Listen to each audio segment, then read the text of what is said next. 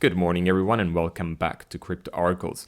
So today we're going to take a quick look at the markets. We're going to talk about Fed tapering money printing. We're going to take a look at Ethereum, futures expiry, a few altcoins, and once again, the NFTs and the metaverse. So let's start from our 360 board. Markets consolidating here today. Nothing majorly happening at the moment.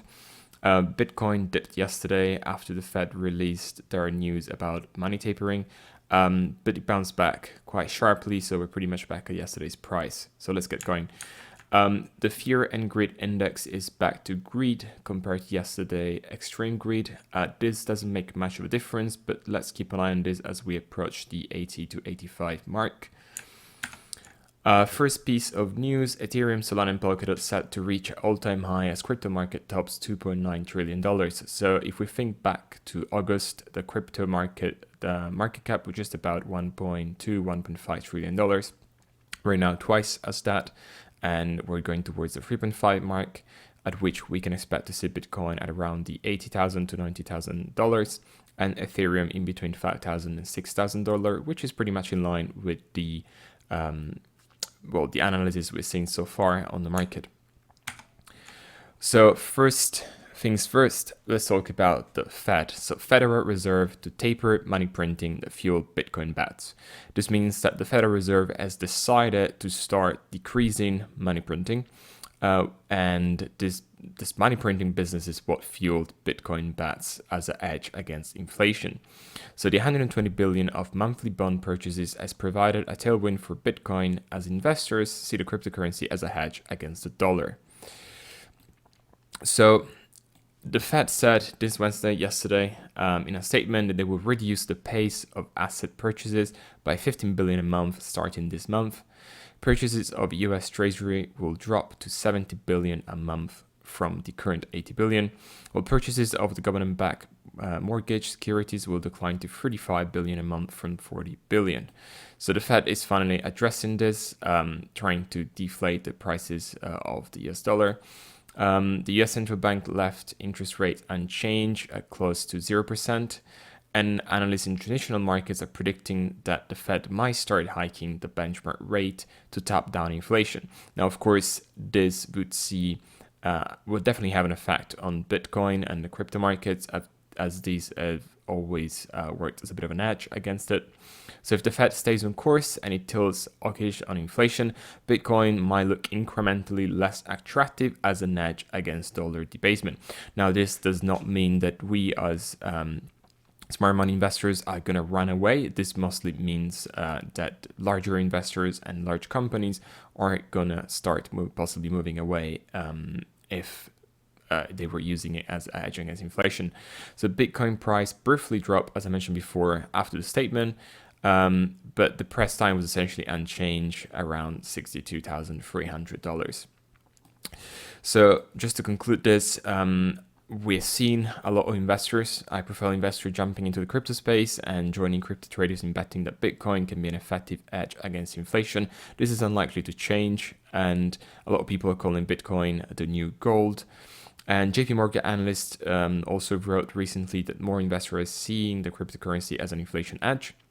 So Bitcoin has been highly correlated with US stocks, and this is very important because this can come under downward pressure. So the US stocks can be under downward pressure when the Fed tightens monetary policy, because higher borrowing costs often translate to higher financing costs for companies, potentially becoming a drag on quarterly profits. This simply means that the more pressure the Fed puts on the US company, the less profits they will have on a quarter basis, and basically the weaker the market will become to be. So let's keep going and talk about Friday's 440 million Ethereum options expiring. Now, what is an option expiry, future expiry? These are very important to keep an eye on. These future contracts and options are basically the right to buy and sell at a predefined price. And of course, if that price is much lower than the current price, then we can easily see either a bullish or a bearish trend in the markets. So let's talk about it in details and understand better how this works. So Friday expiry will be worth 440 millions, which is not one of the biggest ones we've seen, but it's fairly considerable. Even with Ether on the path to 5,000, there is plenty of concerns about the network capability to absorb the strong demand coming from decentralized finance and non-fungible tokens. This has definitely been mirrored in the last couple of days by looking at gas fees. Another setback lying ahead is the United States Treasury report on stablecoins regulations based on November 1st. So the United States Treasury has stressed the necessity of Congress to ensure appropriate federal prudential oversight. This means that, once again, the Treasury is looking into cryptos and is trying to make sure that they're oversighting what's going on in the space. And this could definitely bring extra pressure on Ethereum. But let's dive into our options expiry for Friday. So the highlight is this appears to be uncontested victory for the bulls. But let's see how this actually works. So in option markets, we have puts, which is the right to sell at a certain price, and calls, which is the right to buy at a certain price in the future. Now, if the current price of Ethereum remains above $4,500 by Friday, only 1.5 million worth of the put options, which is the right to sell, will be available at expiry, which means they will be usable. Now think about it. If I have a put option to sell at $4,000, why would I want to use it if the price is $4,500, so I can sell for $500 more? If my put option is to sell, let's say at $4,700, then I can do that. I can leverage at that option because the price is actually lower, so I can make $200 profit. And of course, it's the other way around for the calls. So if I have a call at $5,000, I have the right to buy at the current price, which means that I'm going to profit in between the difference. So let's start diving into the examples. So if the current price stays in between 4,300 and 4,400, the calls to puts ratio, it's pretty balanced, which means we don't really expect much of an effect.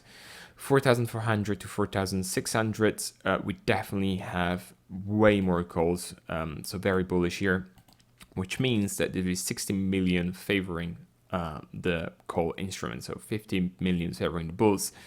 And it keeps going, so 4,600 to 4,700, it's 85 million favoring the bulls, and then above 4,700 is 107 million favoring the bulls. If you are bearish on Ethereum, and I hope you're not right now, bears need a 6% price correction to reduce their losses. So 6% price correction would bring us down to a level in which bears can actually leverage more or their put options. Let's take a look at the actual chart of puts and calls. So you can see from here, the green candles are call options and the blue ones are put options. And the strike price is the price at which you can leverage your option. So if you look at this, you can see that puts go all the way to 4,650, which means that you have the right to sell up to that point, right? So if you own an option here, you have the right to sell at this price. Now, if Ethereum is just around in this area of 4,600, 4,500, there isn't many options that can be leveraged. On the other hand, if you're very bullish on Ethereum, look at how many we have on the higher side, on the upper hand, right? So all these call options can actually be exploited, which means that all these investors are actually in the profit. Now let's talk about Polkadot for 1 second. So Polkadot has an history of crashing after reaching 1 billion open interest, futures open interest. Now futures are similar to options. You can take a look in your own time. We can do a separate video of how they work, but for now, just say that they're very, very similar. So the Polkadot price crashed both times. Its future open interest clipped $1 billion. Let's take a look at when that happened. So on April 17, the crash happened after DOT reached $48, which is just about above the current price. We're at about $53 right now, which led to 1.2 billion futures open interest, and then the altcoin dropped 45% in the following week. The same thing happened in May, so just a month later. A similar movement happened in Polkadot, as Polkadot renewed its all-time high to 49.80, and it followed a 68% crash. Now we're back to all-time high, we're at $53. So should we expect a major crash? Well, let's take a look at what actually happened to the price in the recent history. Let's take notice of how Polkadot 28% rally in the first 2 days of November, so the last couple of days, has led to a 53.3 record high, and it brought derivatives indicator above the 1 billion mark. This rally was mostly due to the 18.9 million development fund that was announced on October 17, and the new parachain auctions, which are expected for mid-October. So what about this 54 billion question? So is the 1 billion death mark going to be an issue for us this week? Should we expect a crash? Well, to better understand this, I'm just going to give you an overview of the high level of how exchanges balance their risk. So exchanges try to balance this risk by charging what's called a funding rate to whichever side demands more leverage. And this fee is paid to the opposing side. Now, this can sound very complex, but let's just say that there is a fee that we can use as an indicator together with the open interest. So neutral markets tend to display a 0% to 0.03% funding rate, which is equivalent to 0.6 per week. Now, if we compare this number to what happened in May crash, this was a bit higher at 0.075, which is roughly 1.6% a week. So what is it now? Well, at the moment, the funding rate is just at 0.05, which is actually, as we said here, just a positive rate, nothing crazy. So it's fairly balanced, and it's kind of slightly optimistic, nowhere near the levels that are considered concerning. So there are no actual signs of a potential crash due to the $1 billion futures open interest. I always try to be very cautious on these trades. So if you have any trades opens, definitely try to use a stop loss and place it right under the all-time high support level. Next up, Coinbase confirms it's launching a subscription service with 0 fees. Now, this is really bullish for the space. A lot of investors are slowed down by the fees or scared by the fees. Coinbase has always had very high fees compared to other exchanges, and this would allow traders to buy and sell crypto without any fees at all. So some Coinbase users prematurely received access to the beta version of the survey last night, which is called Coinbase 1. And from here, we can see there were a few panels showing zero trading fees information to some of these users. This will only be available, of course, to a handful of users to start with. We don't actually know any details at the moment. It's not yet known how much it will cost and who will have access to it. But this is definitely very, very bullish for the space, especially considering that Coinbase is launching an NFT marketplace. And lastly, let's look at Loopring. So Loopring is a Ethereum layer 2 token solution. So Ethereum layer 2 solutions are solutions to the slowness in the Ethereum network and the high fees. And Loopring surged on the rumors of GameStop NFT alliance. So Loopring is now up 200%, as there were some reports that the Ethereum scaling solution will power the GameStop NFT marketplace. So what's happening here is that the GameStop, it's planning to launch a NFT. Loopring is planning to launch a marketplace on top of Ethereum. The two of them seem to have been working together, leading to Loopring up 206% and GME GameStop stock up 21% over the last 5 days. And they're set for a new daily record of 75 million worth of trading volume. So a lot of interest around the token.